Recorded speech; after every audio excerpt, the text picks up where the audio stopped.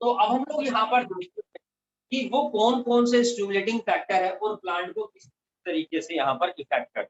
ठीक, तो सबसे पहले मैं बात करता हूँ स्टिमुलेटिंग फैक्टर के बारे में। मान लीजिए कि स्टिमुलस यहाँ पर क्या है, स्टिमुलस है मान लीजिए बच्चों यहाँ पर वाटर, वाटर प्लांट को स्टिमुलेट कर रहा है। अब मान लीजिए आपको वाटर कैसे स्टिमुलेट करता है, मान लीजिए एक गिलास किसने पानी लिया और तुम्हारे मुंह पे फेंक के मारा, तो आप क्या करोगे, बहुत बहुत धन्यवाद, थैंक यू जी, और आपकी हाइट 2 फुट बढ़ जाएगी, ऐसा होगा क्या? ऐसा नहीं होगा। आप सामने वाले में जो गुटी गुट भर दोगे, जहां तक उम्मीद है, जैसा आजकल का सिस्टम है, नेचर है। लेकिन क्या प्लांट भी ऐसा करेंगे? प्लांट के अंदर अगर आपने पानी डाला, क्या प्लांट ऐसा करते? नहीं। देगा प्लांट भी रिस्पॉन्स, हमने भी रिस्पॉन्स दिया, हमने भी पानी उठा के उसके मुंह पर फेंक दिया, ठीक है, प्लांट भी रिस्पॉन्स देगा, ये भी कंफर्म है। लेकिन प्लांट किस तरीके से रिस्पॉन्स दे रहा है? प्लांट यहाँ पर जो रिस्पॉन्स देगा वो क्या होता है, प्लांट्स यहाँ पर रिस्पॉन्स देगा इन terms of growth movement, in terms of growth movement, उसकी ग्रोथ होती है। जस्ट एन एग्जांपल, मान लीजिए सॉइल लेवल है, चलिए, और यहीं पर मेरे पास ये वाटर सोर्स है, this is the water source, just an example, और यहाँ पर मेरा एक पौधा उगा हुआ है,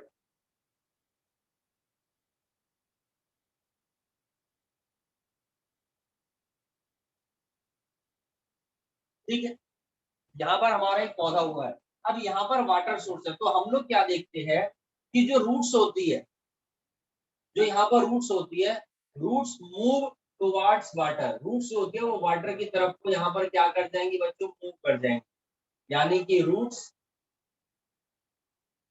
मूव टुवर्ड्स वाटर, ये वाटर की तरफ को मूव कर जाएगी। इसको बैंड मत लिख देना कि बैंड हो गई है, ये बैंड नहीं हुई है, ये मूव टुवर्ड्स वाटर, वाटर की तरफ को मूव कर जाएंगे आप। तो ये इनके अंदर क्या होती है, मूवमेंट होती है, क्योंकि वाटर स्टिमुलेट करता है, दे रिक्वायर्ड वाटर, ठीक है। अब ये जो रूट्स यहाँ पर मूव कर गई है, इनको इस फंक्शन को, इस मूवमेंट को परफॉर्म करवाने के लिए रिस्पॉन्सिबल है प्लांट्स का हार्मोनल, प्लांट्स का हार्मोनल सिस्टम कहता है कि इधर वाटर है तो रूट्स मूव टुवर्ड्स वाटर। तो हम देखेंगे यहाँ पर क्या हुई है बच्चों, मूवमेंट हुई है। तो स्टिमुलेटिंग फैक्टर हो गया वाटर, और रिस्पॉन्स जो हुआ है वो क्या हुआ, रूट्स मूव टुवर्ड्स वाटर। तो ये क्या हुआ, मूवमेंट हुई। अगर ये मूव हुआ है तो किस तरीके की मूवमेंट है, ट्रॉपिक मूवमेंट। ग्रोथ मूवमेंट को हम ट्रॉपिक मूवमेंट बोलते हैं। ट्रॉपिक मूवमेंट जो होती है बेसिकली, इसके अंदर खास बात क्या होती है कि डायरेक्शनल होती है, it is a directional movement. जो ट्रॉपिक मूवमेंट होती है ये हमारे पास डायरेक्शनल मूवमेंट होती है। तो आप देखिए ये डायरेक्शन, ये कहाँ जा रहा है, टुवर्ड्स द स्टिमुलेटिंग फैक्टर। तो यहाँ पर वाटर स्टिमुलेट कर रहा है, this is called the hydro. और यहाँ पर मूवमेंट कैसे हुई है, ग्रोथ मूवमेंट, जिसको हम ट्रॉपिक बोलते हैं।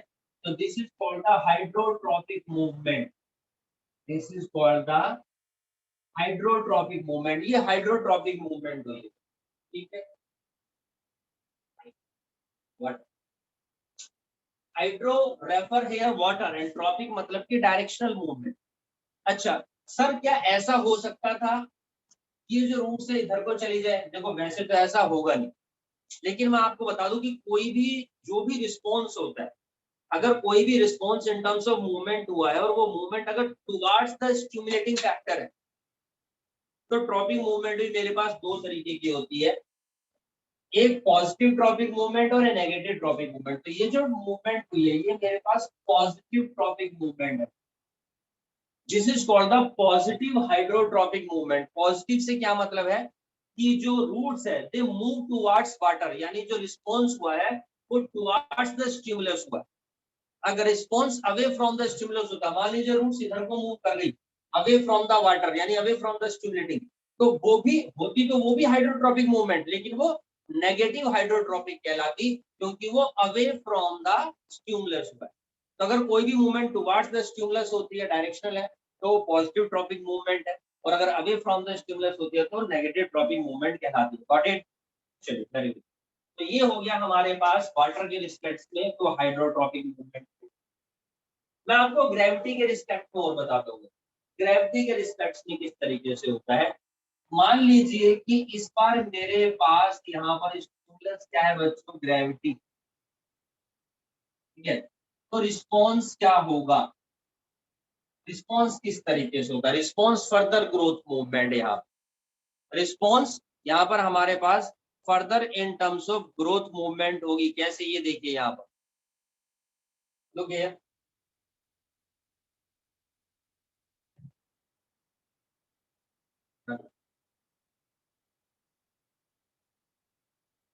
ये फ्लावर पॉट है, गमला है,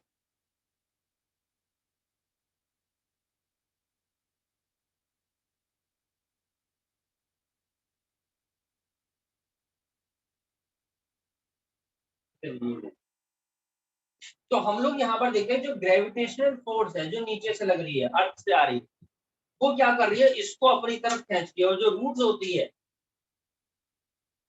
ये भी going downward towards the gravity, ये ग्रेविटी की तरफ को ही जाएगी हमारे पास। और ये ग्रेविटी की तरफ को जा रही है, ग्रेविटेशन फोर्स नीचे से लग रही है, तो roots moves downward towards the gravity. तो यहाँ पर रिस्पॉन्स कैसे हुआ, यहाँ पर भी response in terms of growth movement हुआ है। क्यों, क्योंकि रूट्स की ग्रोथ हो रही है, और ये जो मूवमेंट होती है डायरेक्शनल मूवमेंट है, तो this is called the geotropic movement. इसको हम बोलते हैं यहाँ पर जियोट्रॉपिक मूवमेंट। ग्रेविटी यानी कि जियोट्रॉपिक मतलब डायरेक्शनल, ये जियोट्रॉपिक मूवमेंट। अच्छा सर, ग्रेविटी तो बड़ी पावरफुल फोर्स होती है, 9th क्लास का आप लोगों ने पढ़ा हुआ है ग्रेविटेशनल चैप्टर में। सर ये रूट्स को ही अपनी तरफ खींच रही है, स्टेम को अपनी तरफ क्यों नहीं खींच पा रही, ऐसा क्यों नहीं हो रहा कि स्टेम धरती के अंदर घुस जाए। बिल्कुल सही बात है, ग्रेविटी जब रूट को खींच पा रही है तो स्टेम को भी खींच रही है। तो यहाँ पर क्या हो रहा है, रूट्स के अंदर जो हो रहा है, देखिए रूट्स के अंदर पॉजिटिव जियोट्रॉपिक है, जियोट्रॉपिक मूवमेंट स्टेम के अंदर भी लग रही है, बट वो नेगेटिव जियोट्रॉपिक है, यानी कि स्टेम की भी ग्रोथ हो रही है but away from the stimulus, तो नेगेटिव जियोट्रॉपिक।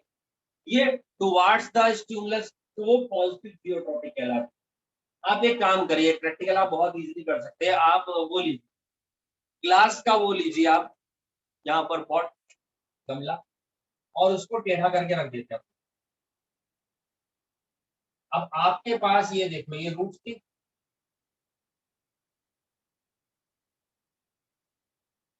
ये स्टेम, अभी तो ठीक है, बट आफ्टर सम टाइम हम लोग क्या देखेंगे, जो रूट्स है वो सीधी नहीं जाएगी, गमला फाड़ के बाहर में जाएगी, ये बैंड, ये नीचे की तरफ बैंड हो जाएगी, और जो स्टेम है ये हमारे पास ऊपर की तरफ चली जाएगी।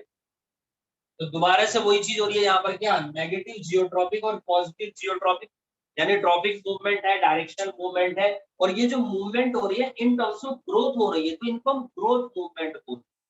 तो this is the hydrotropic and this is the geotropic. अब मैं आपको बताता हूँ फोटोट्रॉपिक के बारे में, इकोट्रॉपिक के बारे में, होता है कीमोट्रॉपिक मूवमेंट के बारे में।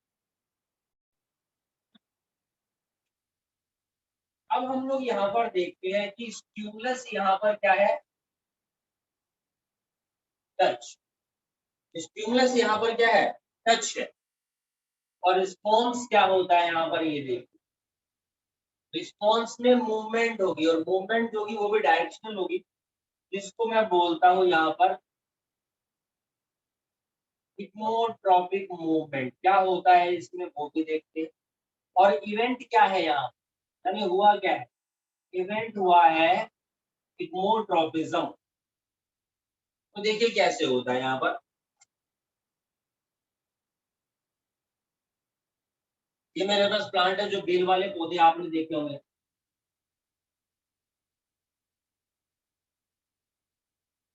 चलिए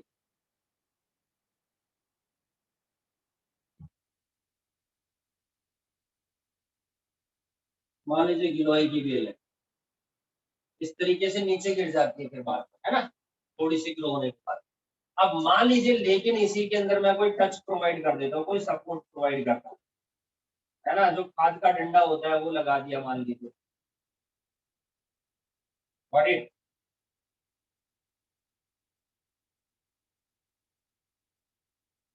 अब यहाँ पर ये पौधा लगा हुआ है मेरा, ये इसकी रूट्स है, नहीं, लेकिन मैं ऊपर यहाँ पर क्या देखूंगा कि ये जो है मेरे पास इसके ऊपर चारों तरफ क्या हो जाएगा बच्चों, ओवरलैप हो जाएगा। इट हैपेंड अपने आप लपट जाएगा, आपको लपेटने की जरूरत नहीं है, अपने आप लिपटता हुआ चला जाएगा। ठीक है जी। तो this is called the stem climbing, यानी स्टेम जो है सपोर्ट के थ्रू क्लाइंब करके ऊपर जा रही। तो ये जो मूवमेंट हुई है ये थिग्मोट्रॉपिक मूवमेंट। आप एक काम करो, सपोर्ट मत दो उसको, इसकी ग्रोथ रुक जाएगी थोड़े समय बाद। ये कैसे पॉसिबल है? ऐसा होता है। फिर पता है क्या होगा, अभी क्या ये ऊपर से ग्रोथ हो रही है, अगर इसको सपोर्ट ना मिले तो यहीं से एक शूट निकल जाएगी, वो ग्रो करने लग जाती है नीचे से। It happen. तो ये जो मूवमेंट होती है थिग्मोट्रॉपिक मूवमेंट होती है। अगर ये ग्रोथ मूवमेंट होती है, ये ग्रोथ मूवमेंट है, थिग्मोट्रॉपिक मूवमेंट है टुवर्ड्स द स्टिमुलस है टच के कारण। यहाँ पर स्टिमुलस हमारे पास टच है। अब जैसा कि मैंने बताया कि प्लांट्स के अंदर जितने भी रिस्पॉन्स हो रहे हैं, इन रिस्पॉन्स को परफॉर्म करवाने के लिए प्लांट्स के अंदर एक सिस्टम होता है, and there is a hormonal system. Plants के अंदर यहाँ पर प्रेजेंट होता है बच्चों हमारे पास हार्मोनल सिस्टम प्रेजेंट होता है। और प्लांट्स के अंदर जो हार्मोन्स पाए जाते हैं वही हमारे कहलाते हैं पीजीआर। पीजीआर मतलब कि प्लांट ग्रोथ रेगुलेटर। ये क्या कहलाते हैं? हमारे प्लांट ग्रोथ रेगुलेटर्स कहलाते हैं। इन्हीं को हम लोग यहाँ पर बोलते हैं प्लांट हार्मोन। इन्हीं को हम लोग यहाँ पर बोलते हैं फाइटो हार्मोन। ठीक है। और इन्हीं को बोलते हैं पीजीआर यानी प्लांट ग्रोथ रेगुलेटर। तो प्लांट के अंदर हम लोग यहाँ पर देखते हैं कि टोटल कितने हार्मोन्स यहाँ पर पाए जाते हैं। प्लांट के अंदर यहाँ पर टोटल 5 हार्मोन होते हैं, 1 2 3 4 5। ठीक है। तो प्लांट्स के अंदर टोटल 5 हार्मोन होते हैं, जिसमें है हमारे पास बच्चे यहाँ पर ऑक्सीन सबसे पहला हार्मोन, फिर है gibberellin, then cytokinin, abscisic acid, और देन इथाइलिन। एब्सिसिक एसिड को हम ए बी यहाँ पर बोलते। तो 5 हार्मोन प्लांट के अंदर ये प्रेजेंट होते हैं। मजेदार बात है कि ये जो पीजीआर है इनकी सिंथेसिस कहाँ पर होती है? इनकी सिंथेसिस होती है बेटा रूट्स में, यानी कि रूट्स के अंदर इन हार्मोन्स की फॉर्मेशन होती है। ये बात याद रखिएगा। सिर्फ ऑक्सिन हार्मोन ऐसा है मेरा जो रूट में भी पाया जाता है और शूट में यानी कि स्टेम में भी प्रेजेंट होता है। अब इनमें से जो ऊपर वाले 3 हार्मोन है ये कहलाते हैं मेरे जीपी, यानी कि ग्रोथ प्रमोटर, यानी कि ग्रोथ प्रमोटर, जो प्लांट्स की ग्रोथ को प्रमोट करते हैं। ये क्या करते हैं? प्लांट्स की ग्रोथ को प्रमोट करते हैं। यानी अगर प्लांट्स के अंदर इन हार्मोन्स का लेवल कम होता है तो उसकी ग्रोथ जाएगी। समझे? तो कई बार आता है आपके प्लांट की ग्रोथ नहीं हो रही, माली आता है उसके ऊपर स्प्रे मार के चला जाता है। कई बार तो दवाई होती है अगर कीड़े लग जाते हैं, लेकिन जब ग्रोथ रुक जाती है तब वो इस्तेमाल करते हैं। वो हार्मोन्स का स्प्रे होता है, सिंथेटिक हार्मोन्स मार्केट के अंदर अवेलेबल होते हैं। अब ये प्लांट्स की ग्रोथ को प्रमोट कैसे करते हैं? जैसे अगर मैं ऑक्सीन के बारे में बात कर दूं तो ये सेल डिवीजन में रिस्पॉन्सिबल होता है। साइटोकाइनिन जो होता है वो सेल के इनलार्जमेंट में हेल्प करता है। जिबरलिन जो होता है वो इन टर्म्स ऑफ हाइट के लिए रिस्पॉन्सिबल होता है। बाकी ये डिफरेंशिएशन के लिए भी रिस्पॉन्सिबल होते हैं। सीड की डोरमेंसी को ब्रेक करने में भी हेल्पफुल रहते हैं। सबके फंक्शन के बारे में बताएंगे। और ये जो 2 हार्मोन होते हैं नीचे वाले बेटा, ये कहलाते हैं मेरे पास जीआई, यानी कि ग्रोथ इनहिबिटर। जो प्लांट की ग्रोथ को क्या करते हैं? यहाँ पर जो प्लांट्स की ग्रोथ को रोकते हैं, अगर इनका लेवल ज्यादा होता है ये प्लांट की ग्रोथ को यहाँ पर इनहिबिट करते हैं। अगर मैं बात करता हूँ एब्सिसिक एसिड के बारे में, स्पेशल बात है इसके बारे में कि इसके अंदर जीपी और जीआई यानी ग्रोथ प्रमोटिंग और इनहिबिटिंग दोनों फैक्टर पाए जाते हैं। बट ग्रोथ इनहिबिटिंग फैक्टर ज्यादा है comparison to promoting factor, that's why it is counted growth inhibitor. लेकिन प्रमोटिंग फैक्टर भी इसमें। अच्छा, इथाइलिन के बारे में बात करते हैं तो इथाइलिन बेसिकली एक गैसियस हार्मोन होता है जो सिंथेटिकली मार्केट में अवेलेबल होता है, जिसको हम बोलते हैं यहाँ पर कार्बेट। और ये कार्बेट हेल्प करता है, help in ripening of fruit. एक तो मान लीजिए फल पके पकाए होते हैं, डाल पे पक गए और टूट रहे गिर गए। लेकिन एक होते हैं कि आपने कच्चा फल तोड़ा है और आप उसको मसाले से पका रहे हो। मसाला क्या होता है? कार्बेट होता है, व्हाइट कलर का पाउडर होता है। तो जो कच्चे फल होते हैं, उन फलों के साथ एक व्हाइट कलर का पाउडर होता है खुया में, उसको खुला छोड़ दो, धीरे धीरे उड़ता रहेगा और जितने भी कच्चे फल है वो पक जाएंगे। तो जो फ्रूट सैलड्स होते हैं, जो बड़े अमाउंट में फ्रूट्स वगैरह खरीदते हैं, क्या करते हैं? कच्चे फल ही लेते हैं, जितने ने बेचने होते हैं उतने निकालते हैं, उनको पकाते हैं और सुबह मार्केट में बेचने के लिए छोड़ देते हैं। अगले दिन उनमें से और निकालेंगे। अगर वो पके हुए लेंगे तो एक दिन में बेकार हो जाएंगे, 2 दिन में बेकार हो जाएंगे। कच्चे फल 5-7 दिन चल जाते हैं भैया। ठीक है, बाकी हर एक फ्रूट का अपना अपना सिस्टम होता है। मैं कह रहा हूँ तो इसका मतलब ये नहीं सारे 5-7 दिन चलेंगे। तो इन फंक्शंस के लिए रिस्पॉन्सिबल कौन है? चाहे वो हाइड्रोट्रॉपिक हो, चाहे वो जियोट्रॉपिक हो, चाहे वो कीमोट्रॉपिक हो, चाहे वो फोटोट्रॉपिक हो, ये हार्मोन्स रिस्पॉन्सिबल होते हैं। समझे? ये हार्मोन्स रिस्पॉन्सिबल होते हैं। साइटोकाइनिन जो होता है, जिबरलिन है, ऑक्सिन है, एब्सिडिन है, इन सबके फंक्शन में डिटेल में आप लोगों को लिखवाऊंगा। ठीक है, डोंट वरी अबाउट। देखिए अब लोग यहाँ पर बात करते हैं बच्चों। यहाँ पर अब जो स्टिमुलस है, दिस इज द केमिकल, और रिस्पॉन्स जो होगा वो इन टर्म्स ऑफ मूवमेंट होगा, और वो कहलाती है मेरे पास कीमोट्रॉपिक मूवमेंट। और जो इवेंट होता है, this is called the chemotropism. और इसका एग्जांपल मैं आपको दे रहा हूँ। There is a pollen tube elongation. इसका एग्जांपल है बच्चों कोलन ट्यूब इलोंगेशन। तो इस टॉपिक को बहुत अच्छे से समझिएगा, क्योंकि यही सेम टॉपिक हम 2 चैप्टर्स में पढ़ेंगे आने वाले। एक तो इस चैप्टर में पढ़ रहे, दूसरा हम इसी टॉपिक को पढ़ेंगे रिप्रोडक्शन चैप्टर में, हाउ डू ऑर्गेनिज्म रिप्रोड्यूस। और इसके बारे में हम लोग बात करेंगे बच्चों हेरिडिटी चैप्टर के अंदर। ठीक है, चलो ध्यान से देखिएगा। तो यहाँ पर हम ये जो टॉपिक पढ़ रहे हैं, ये बात कर रहे हैं with respect to the flower. ठीक है जी, with respect to the flower. जिन प्लांट्स के अंदर फ्लावर होते हैं उनको हम बोलते हैं एंजियो स्पर्म प्लांट्स। प्लांट्स होते हैं एंजियोस्पर्म, जिनके अंदर फ्लावर पाए जाते हैं, उनको एंजियोस्पर्म प्लांट्स बोलते हैं। एंजियो का मतलब होता है कवर, और स्पर्म का मतलब होता है बच्चों सीड। तो जिन प्लांट्स के अंदर सीड पाए जाते हैं और वो सीड कवर्ड होते हैं, तो कवर्ड किसके थ्रू होते हैं? फ्लावर के पार्ट्स के थ्रू होते हैं। ठीक है, covered by floral parts. Floral parts के थ्रू कवर्ड होते हैं, तो इसका मतलब उनके अंदर फ्लावर होते हैं, तो वही हमारे एंजियोस्पर्म प्लांट्स कहलाते हैं, वही हमारे फ्लावरिंग प्लांट्स कहलाते हैं। यहाँ पर ये इवेंट हम लोग पढ़ रहे हैं फ्लावरिंग प्लांट्स के रिस्पेक्ट में। इसका मतलब ऐसे भी फ्लावर होते हैं, ऐसे भी प्लांट होते हैं जिसमें फ्लावर नहीं पाए जाते। और क्या, नॉन फ्लावरिंग प्लांट्स भी है, थैलोफाइटा है, ब्रायोफाइटा है, टेडोफाइटा है, जिम्नोस्पर्म है। 4 कैटेगरी है। ये 5वीं कैटेगरी एंजियोस्पर्म जो फ्लावरिंग प्लांट्स होते हैं बच्चों हमारे पास है। अच्छा, इनके अंदर सीड पाए जाते हैं, तो जिन प्लांट्स के अंदर सीड पाए जाते हैं उन्हीं को मैं बोलता हूँ फेनिरोगैम। यानी फ्लावरिंग वाले सीड प्लांट्स जो होते हैं वो फेनिरोगैम भी कहलाते हैं, कहलाते हैं। ओके, तो इस टॉपिक को समझने के लिए सबसे पहले हमें यहाँ पर समझना पड़ेगा बच्चों फ्लावर के बारे में। तो फ्लावर के अंदर हम लोग क्या देखते हैं? फ्लोरल पार्ट्स होते हैं, उन्हीं को हम बोलते हैं फ्लोरल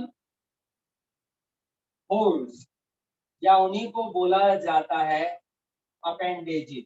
फ्लोरल होल्स या अपेंडेजेस। अपेंडेजेस मतलब जुड़ी हुई स्ट्रक्चर होती है, जैसे मेरे हाथ पर मेरी बॉडी से जुड़े हुए, तो these are the my appendages, these are the hands and legs. ठीक है, अपेंडेजेस। ठीक इसी तरीके से फ्लावर के अंदर भी हम लोग देखते हैं टोटल 4 होल्स होते हैं, 4 अपेंडेजेस होते हैं। किसी भी फ्लावर के अंदर सबसे पहले प्रेजेंट होता है मेरे पास एंड्रोशियम, एंड्रोशियम बेसिकली रिप्रेजेंट करता है मेल पार्ट को, this is the symbol of male part.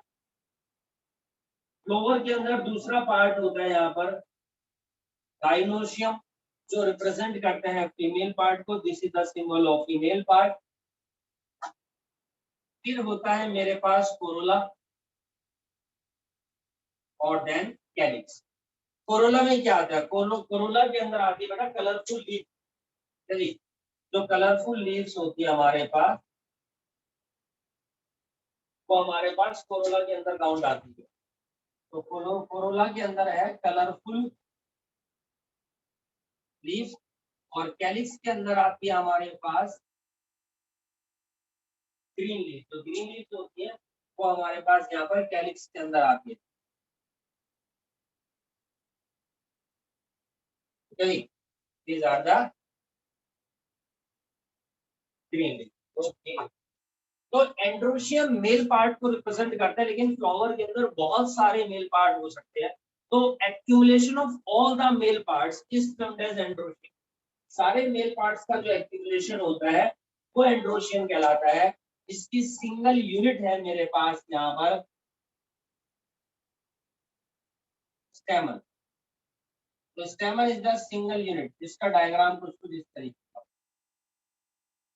Gynoecium represent करता है एक्यूमुलेशन ऑफ फीमेल पार्ट को, सारे फीमेल पार्ट्स का गुच्छा। इसकी सिंगल यूनिट है मेरे पास स्टिल, या फिर उसी को हम बोलते हैं कार्पल, ठीक है, जिसकी स्ट्रक्चर कुछ इस तरीके की। कोरोला यानी कि कलरफुल लीव्स, ठीक है जी, जिसकी सिंगल यूनिट होती है हमारे पास पेटल, और ग्रीन लीव्स की सिंगल यूनिट जो होती है वो कहलाती है सेपल। एक एक छोटा सा डायग्राम बना के दिखाता हूँ आपको फ्लावर का, उससे आइडिया लगेगा। तो फ्लावर के बीचों बीच है मेरे पास यहाँ पर ये female structure,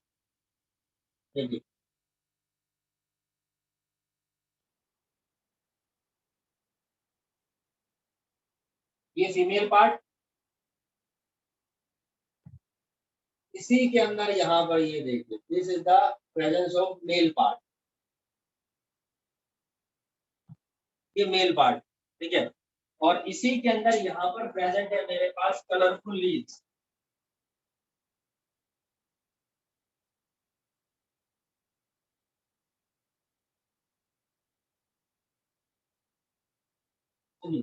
there is a presence of colourful leaves होती है।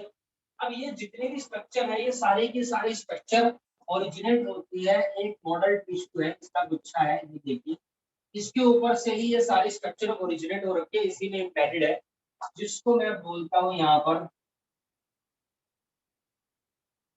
थैलेमस या फिर रिसेप्टेकल, ठीक। और ये है नीचे इसकी बच्चों डंडी, ग्रीन कलर की, जिसको मैं बोलता हूँ यहाँ पर पेडिसिल, और इसी में से यहाँ पर एक ग्रीन कलर की लीव्स भी निकली हुई। तो इसके अंदर मेल पार्ट भी है, फीमेल पार्ट भी है, कलरफुल लीव्स भी है और ग्रीन लीव्स भी।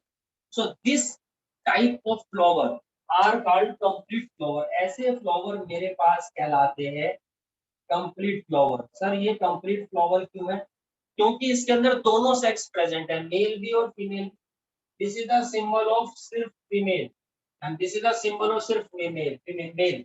लेकिन इसके अंदर दोनों प्रेजेंट है, तो मेल फीमेल दोनों प्रेजेंट है, तो यानी कि बाईसेक्सुअल फ्लावर है।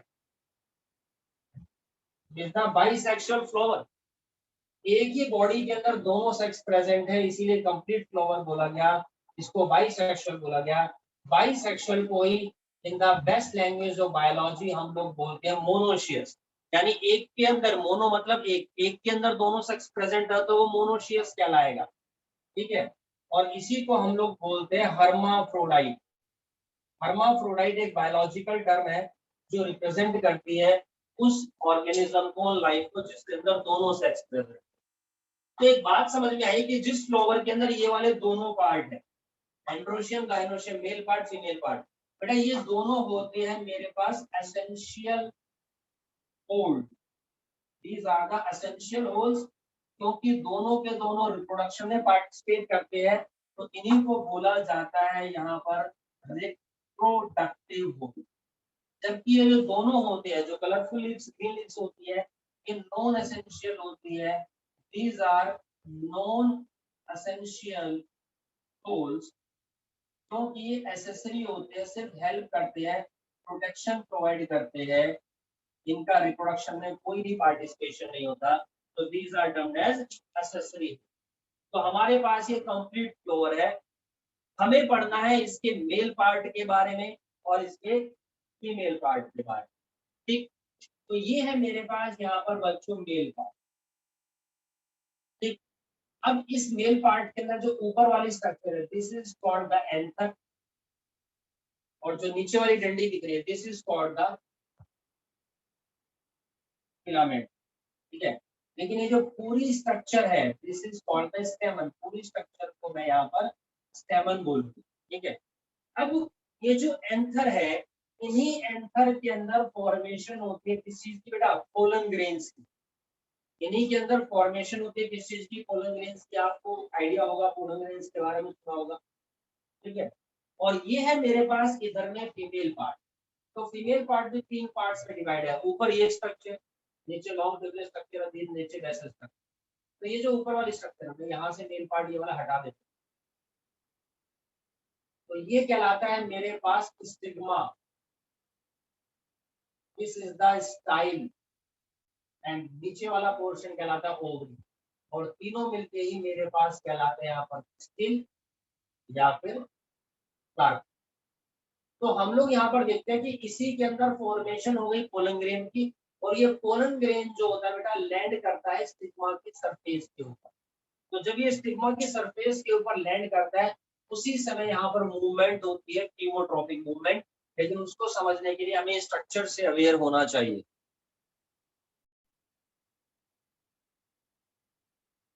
अब मैं आपको बताता हूँ फ्लावर के बच्चों मेल पार्ट के बारे में। ठीक है, तो हमारे पास ये है फ्लावर का मेल पार्ट,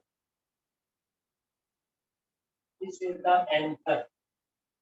और आपको मैं बताऊं, ये जो एंथर है, it is a bilobe structure. ये कैसी स्ट्रक्चर है? बाइलोब। बाइलोब मतलब दो लोब्स होती है। देखो, एक लोब ये रही, एक लोब ये रही, दो लोब्स। और इन्हीं के अंदर हम देखते हैं कि फॉर्मेशन होती है बेटा pollen grains. These are the pollen grain. तो एक्चुअल कहाँ पर पोलन ग्रेन्स बनते हैं, कैसे बनते हैं, उसके बारे में तो डिटेल में आगे के चैप्टर्स में हम सभी बात करेंगे। फिलहाल मैंने आपको बता दिया ये पोलन ग्रेन। ठीक, अब ये जो पोलन ग्रेन्स हमारे पास यहाँ पर है, इन पोलन ग्रेन्स की जो प्लॉइडी होती है वो क्या होती है? प्लॉइडी बता सकते हैं आप? इन पोलन ग्रेन्स की प्लॉइडी है यहाँ पर एन। मतलब कि पोलन ग्रेन्स हमारे कैसे है बच्चों? हैप्लॉइड होते हैं। ओके, पोलन ग्रेन्स हमारे हैप्लॉइड होते हैं। पोलन ग्रेन की स्ट्रक्चर कैसी होती है, ये देखिए। Pollen grain is A double membranous structure. ये मेरे पास पोलन ग्रेन। ठीक, लेकिन इसके अंदर बेसिकली है क्या? टू सेल स्टेज है। ये देखिए, इसी के अंदर two cell stage pollen grain है। एक सेल ये रही और ये दूसरी सेल ये रही। जो ऊपर वाली सेल है, बड़े वाली सेल, इसको मैं बोलता हूँ वेजिटेटिव सेल। और जो छोटे वाली सेल है, वो कहलाती है मेरी जनरेटिव सेल। ठीक है, अब जनरेटिव सेल बहुत ही छोटी और वेजिटेटिव सेल इतनी बड़ी है कि जनरेटिव सेल वेजिटेटिव सेल के साइटोप्लाज्म के अंदर ही फ्लोट करती रहती है। तो this is the nucleus of vegetative cell, जिसकी प्लॉइडी है यहाँ पर n. This is the nucleus of generative cell, जिसकी प्लॉइडी है एन। नाइन्थ में पढ़ा हुआ सेल चैप्टर में, हैप्लॉइड डिप्लॉइड। एक चीज तो ये हो गई। दूसरी बात, अब ये जो पोलन ग्रेन है, टू सेल स्टेज पे है, but it is a double layer structure. एक तो इसकी लेयर ये रही मेरे पास, जिसको मैं बोलता हूँ एंटाइन। लेकिन इसी के ऊपर हमारे पास एक आउटर लेयर भी प्रेजेंट है बच्चों। ये देखिए, layer is a outer layer.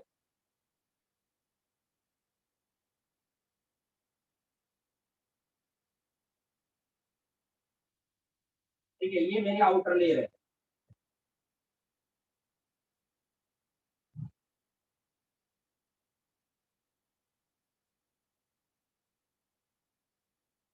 अब आप ध्यान से देखेंगे कि जो आउटर लेयर मैं बना रहा हूँ, ये इसके चारों तरफ बना रहा हूँ, है ना।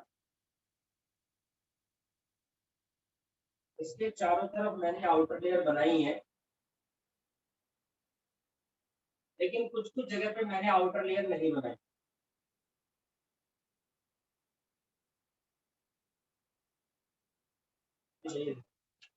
तो जो अंदर वाली जो लेयर है मेरे पास, ये this is called the intine, और ये जो ग्रीन वाली जो लेयर है,